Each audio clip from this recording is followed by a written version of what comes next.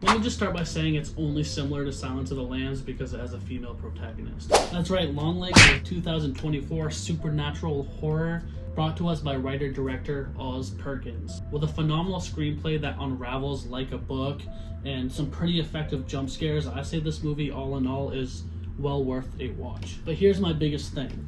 Nowadays, social media runs rampant and all these movie critics and reviewers are saying that this movie isn't what they expected, and that's why I'm here to tell you that you must subvert your expectations. I somewhat understand the comparisons to Silence of the Lambs. What this movie does with paying homages to other movies and setting up a certain formula from the 90s, it makes up with its own gritty and interesting storyline behind it. We have the detective Lee Harker, who is a deeply troubled individual, and I find this character fascinating. In my opinion, not only does she have a very keen awareness of reading into cases, I believe subtly that her character might be on the spectrum of autistic. And from here I want to genuinely get into some spoilers because I have some ideas.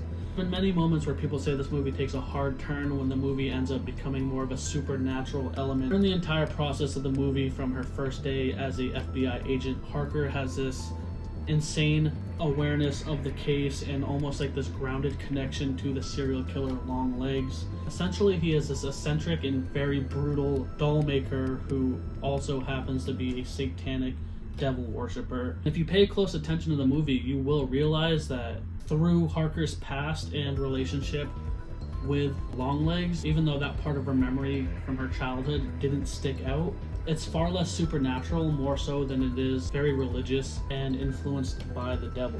Throughout the story, it pretty much unravels that her mother spared her life as a child to help Longlegs commit his brutal crimes. So where, I know this is a weird comparison, but kind of like along the lines of Stephen King's It, when they defeated Pennywise and left the town, it clouded their memories.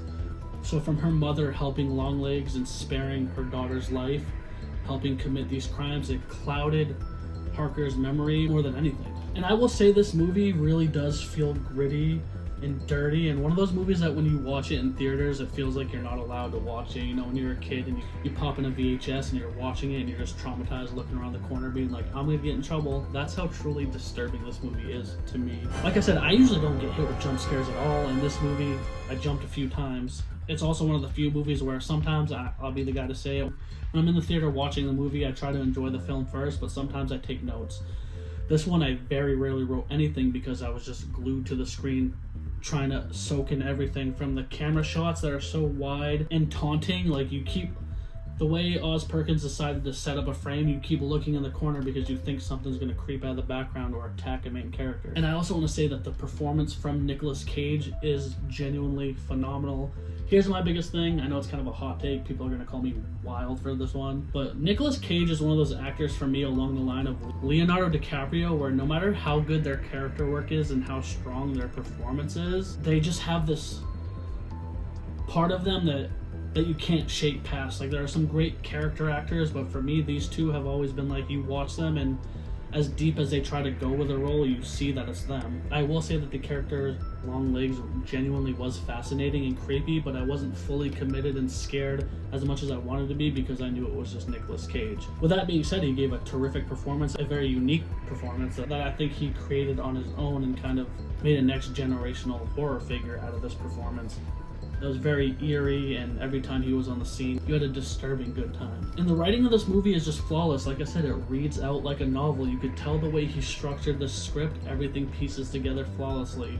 From the investigation to Lee Harker's personal life to the connection with Longlegs, it really stretches the limits, and I really think he bundled up this movie perfectly. So essentially, Longlegs creates these dolls where he implements some demonic energy into it, and he gives these dolls to young girls, where the doll pretty much goes into the house and torments a family and makes them become belligerently crazy. I just feel like it's a genius idea. And again, yeah, you could call it supernatural, but for me, I feel like demonic and religion horror is a different genre than supernatural, so it might be, you know, nitpicking here, but I find that fascinating.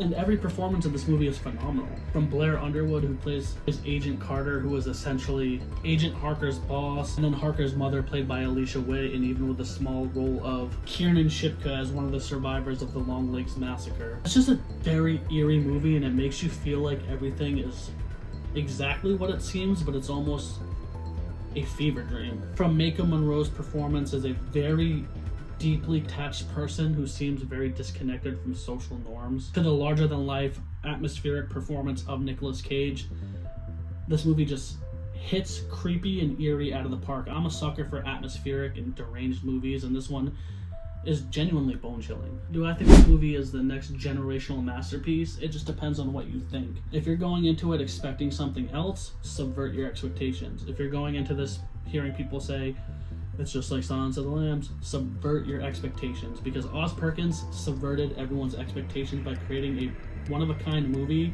that, yes, it does pay homage to certain 90s tropes, like procedural police horrors, and a little bit of the Silence of the Lambs, but all in all, I feel like he nodded his cap but also elevated the movie so much further. So with that nostalgic vibe of movies from the past, he also put his own spin on it that created his own new entry into horror. It's pretty much mashing up a bunch of genres and making his own spin on it, and I thought it was very phenomenal, very graphic, very disturbing, and very fun time.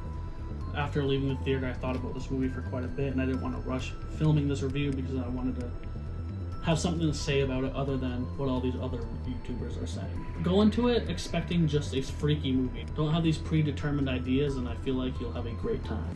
Alright guys, that was the review.